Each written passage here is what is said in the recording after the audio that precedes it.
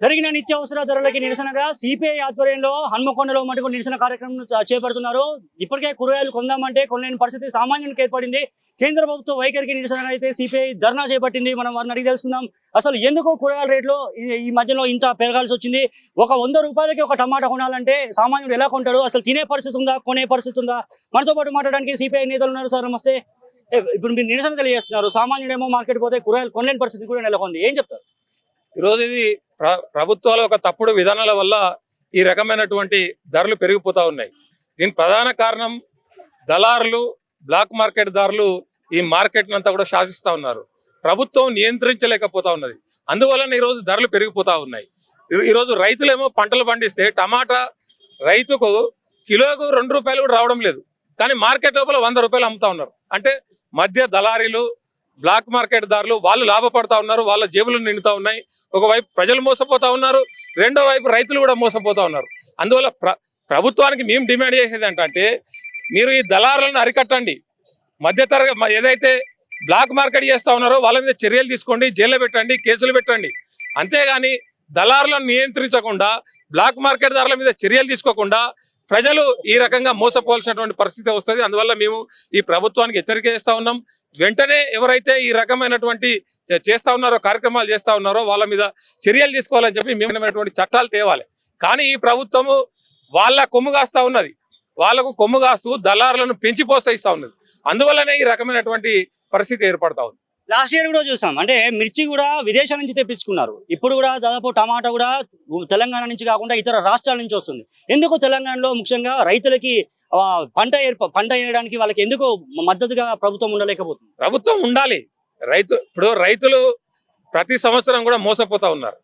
పంటలు పండిస్తే మీరు చూసే ఉంటారు, టమాటాలు పండిస్తే రోడ్డు మీద పారబోసినటువంటి పరిస్థితి మనం చూసినాం. ఆ రోజు అట్లా ఉన్నటువంటి పరిస్థితి ఈ రోజు 100 రూపాయలకు వచ్చింది.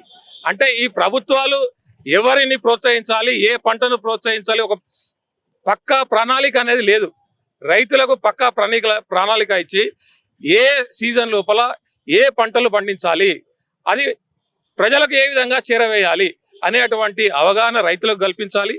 దాని ద్వారా ప్రజలకు మేలు కలుగుతుంది, రైతులకు మేలు కలుగుతుంది. ఆ రకమైనటువంటి కార్యక్రమాలు ఈ ప్రభుత్వాలు చేయడం లేదు కాబట్టి ఇట్లా మోసపోవాల్సిన పరిస్థితి వస్తూ ఉంది. ప్రస్తుతం ఉన్న కూరగాయల ధరలు, అదేవిధంగా నిత్యావసర ధరల మీద ఏం చెప్తారన్న?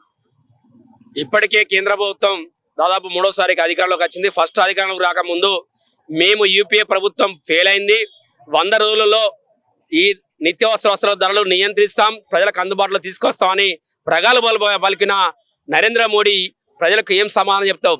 ఒక పక్క పెట్టుబడిదారులకు, మరొక పక్క సామాన్య ప్రజలు నడ్డి విరుస్తా ఉన్నారు. మీరు ఎవరి పక్షాన పరిపాలన చేస్తా ఉన్నారు గమనించాలా.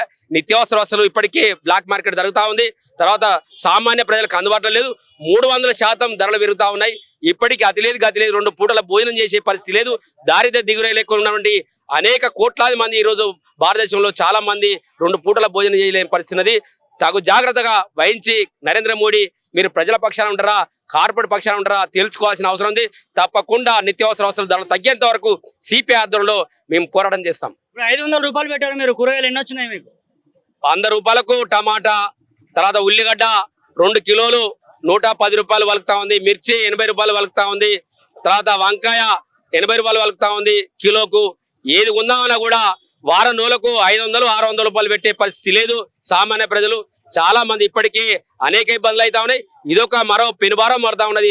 తప్పకుండా ప్రజలను ఆలోచించి, ప్రజలను దృష్టిలో పెట్టుకొని ఈ కేంద్ర ప్రభుత్వం తప్పకుండా ప్రజలకు అందుబాటులో నిత్యావసర వస్తువుల ధరలు తీసుకురావాలని, కూరగాయల రేట్లు తగ్గించాలని, అందుబాటులో గోదాములు తీసుకొచ్చి రైతులు పండించిన దాన్ని నిల్వ చేసి తప్పకుండా వాళ్ళకు అందుబాటులో ఈ ధరలు తీసుకురావాలని కోరుతా ఉన్నాం.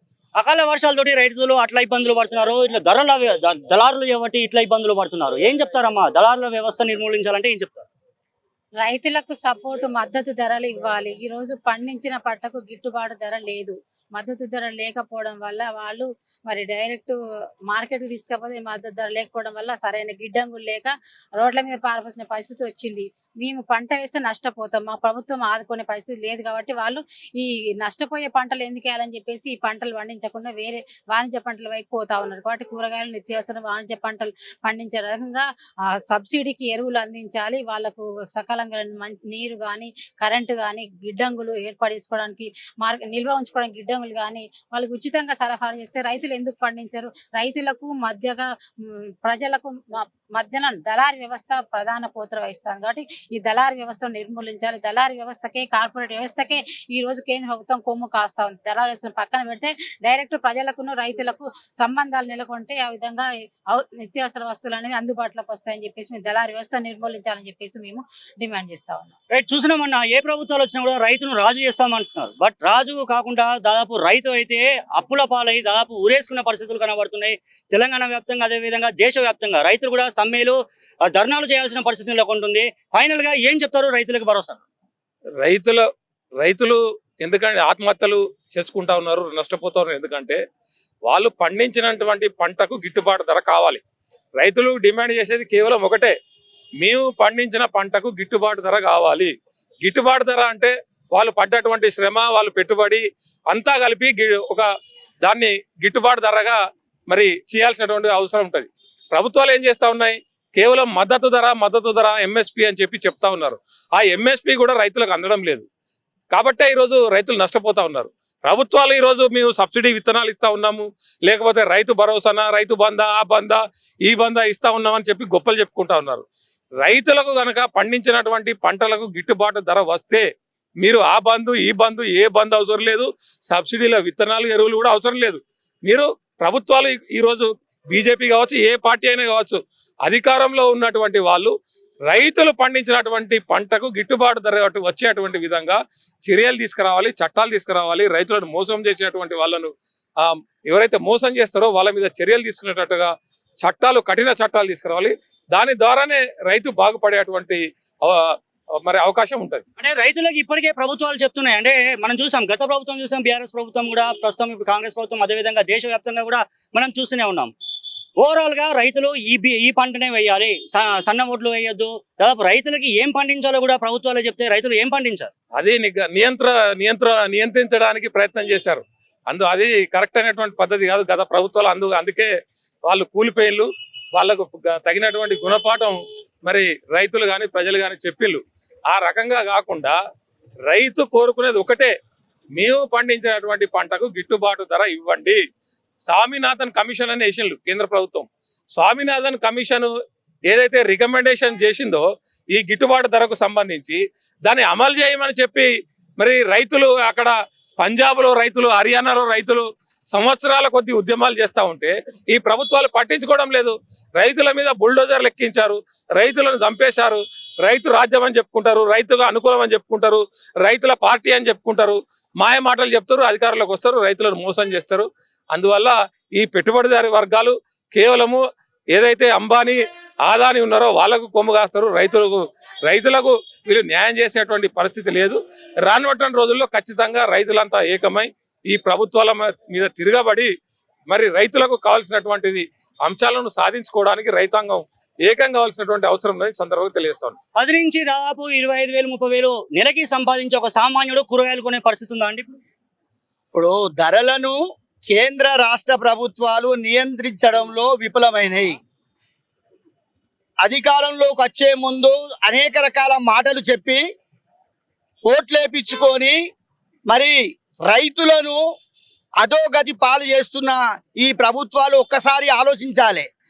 మరి ఆరుగాలం కష్టపడి పంట పండించిన రైతాంగానికి సరి అయిన గిట్టుబాటు ధర కల్పించకపోతే మార్కెట్లోకి వచ్చేసరికి అది విపరీతమైన ధరలు పెరిగి సామాన్యమైన మధ్యతరగతి కుటుంబాలు 10,000, 20,000, 15,000 ఉద్యోగాలు చేసేవాళ్ళు ఈరోజు రోజుకొక కనీస కూరగాయలు కొనుక్కొని మరి వాళ్ళ కుటుంబాలకు పెట్టుకోలేని పరిస్థితి వచ్చింది. కాబట్టి భారత కమ్యూనిస్ట్ పార్టీగా దేశవ్యాప్తంగా ఈ ధరలను నియంత్రించాలని చెప్పి పోరాటం చేస్తా ఉన్నాం.